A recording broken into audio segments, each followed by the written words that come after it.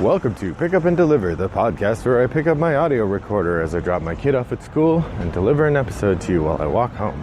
I'm Brendan Riley.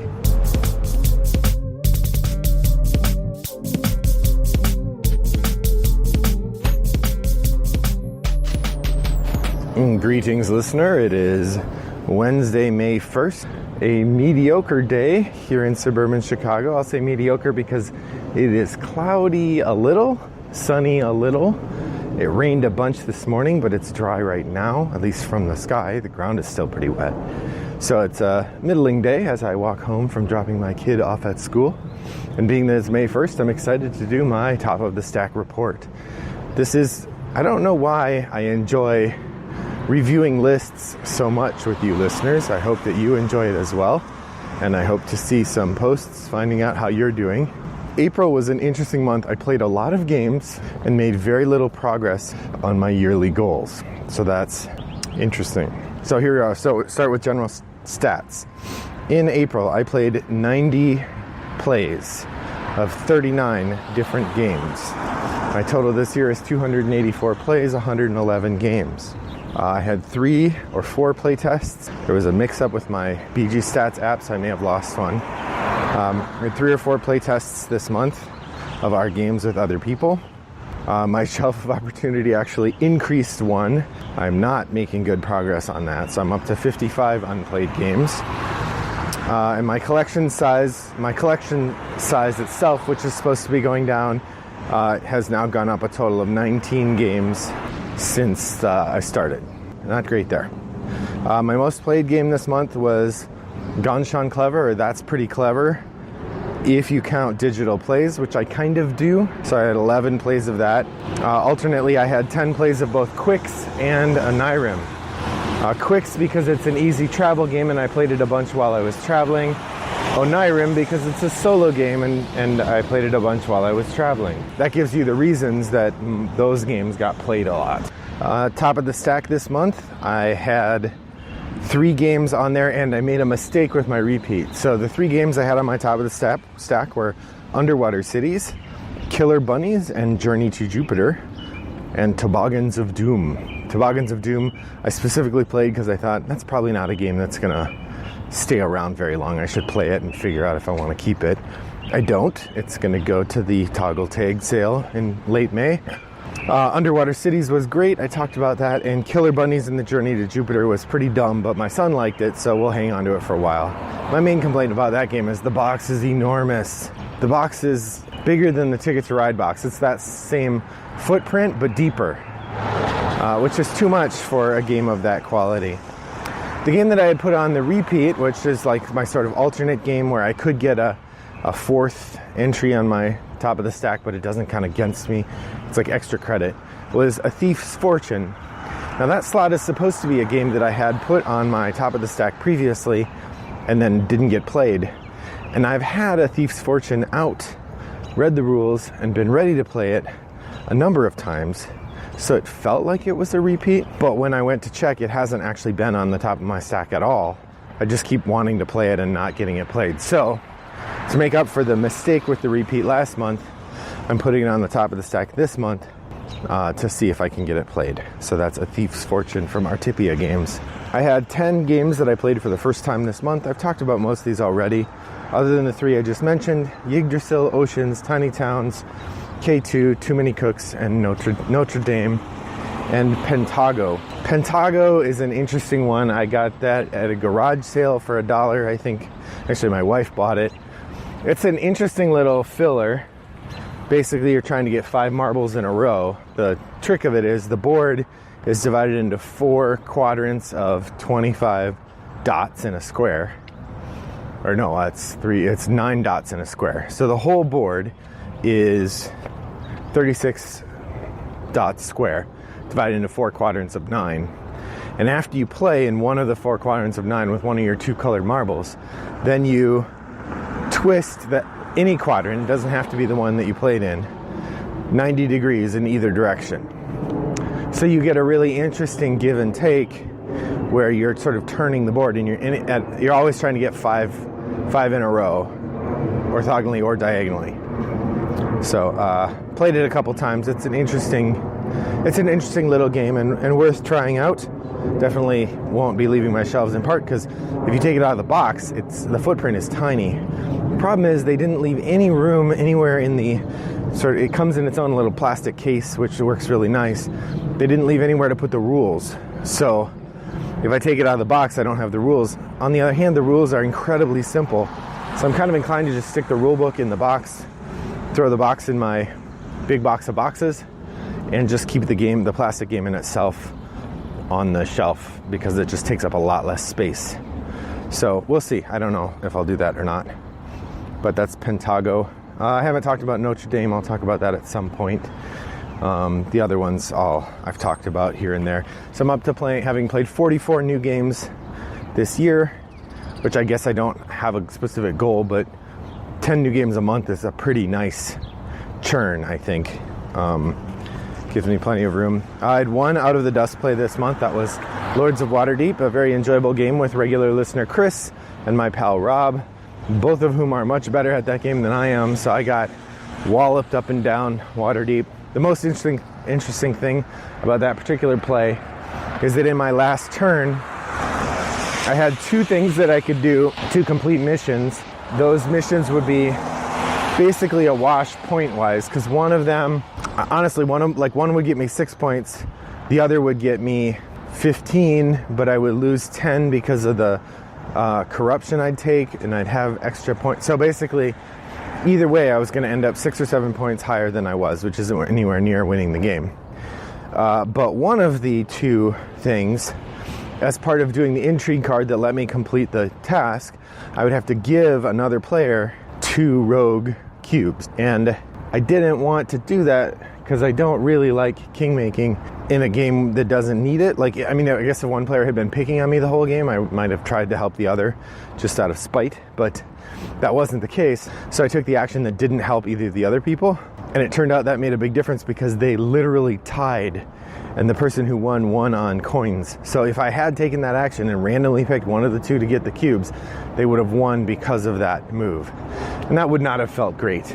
I prefer to let them duke it out rather than accidentally giving one of them the victory. That's no fun. That was my Lords of Waterdeep experience.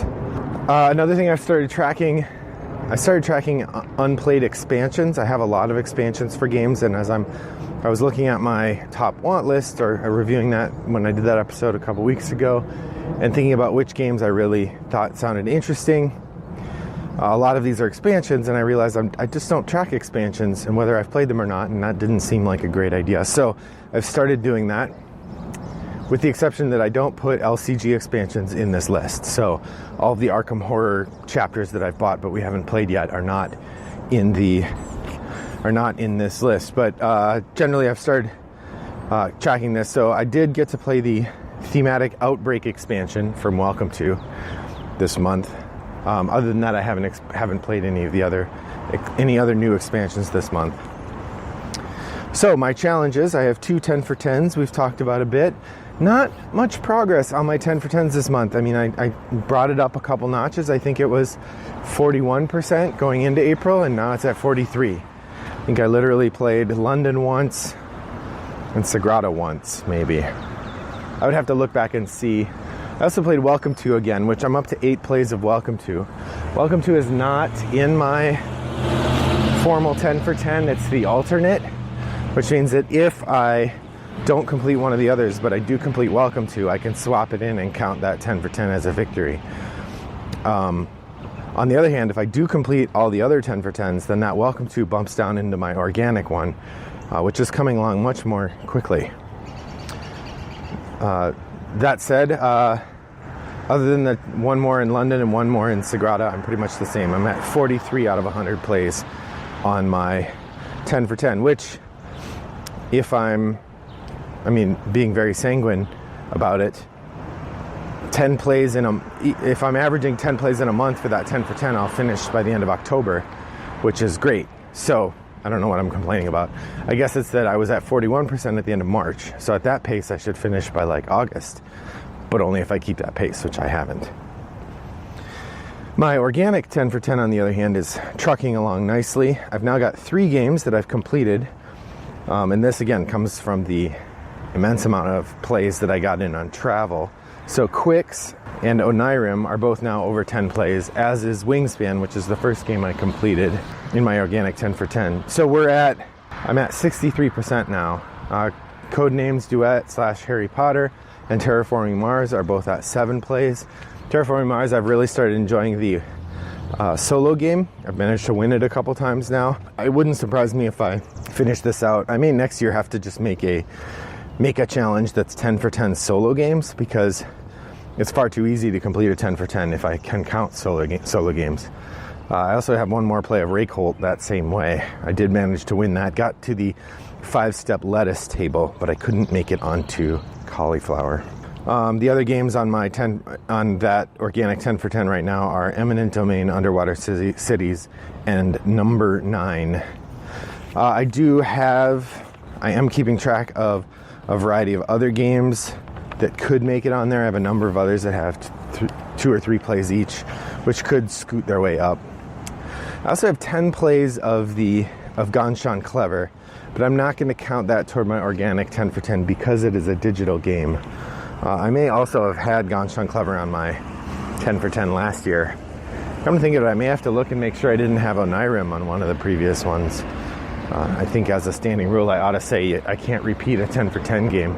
I did manage to tick the leftovers box once. I have played a game of Matainai, so I'm at 16% out of the games, which I have 19 plays from that list, and I need to complete if I want to complete last year's 10 for 10, and I've only got 3 so far, so not doing great on that one. So my shelf of opportunity, I added 1, 2, 3, 4, 5, 6, 7, 8 games. One of those was a Kickstarter game. 4 of them were games I bought on vacation or on trips as sort of souvenirs.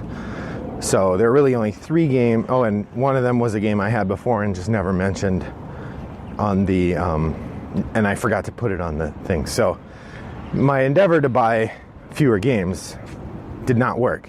I ended up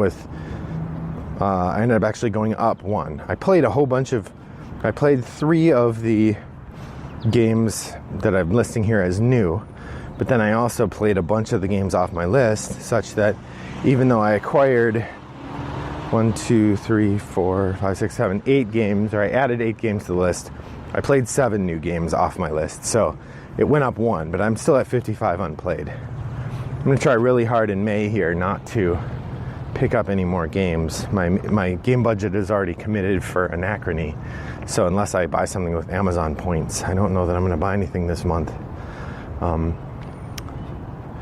So hopefully next month you'll see a big drop in the number of unplayed games. That would be a great goal.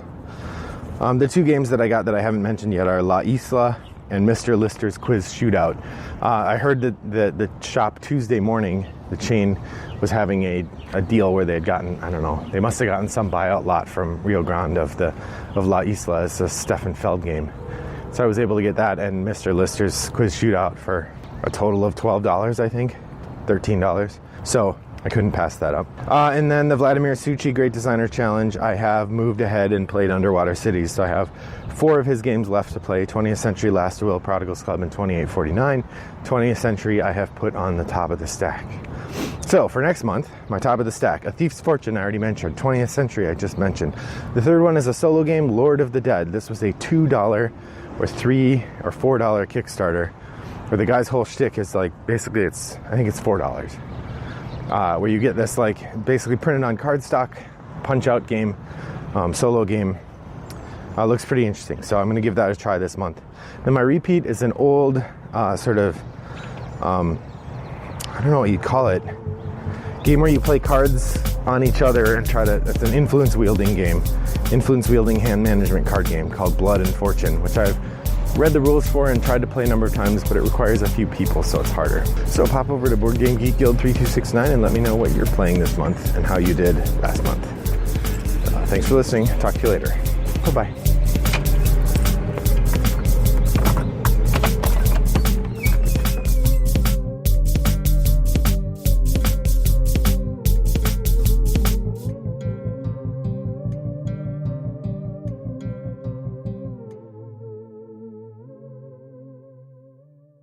Brought to you by Rattlebox Games.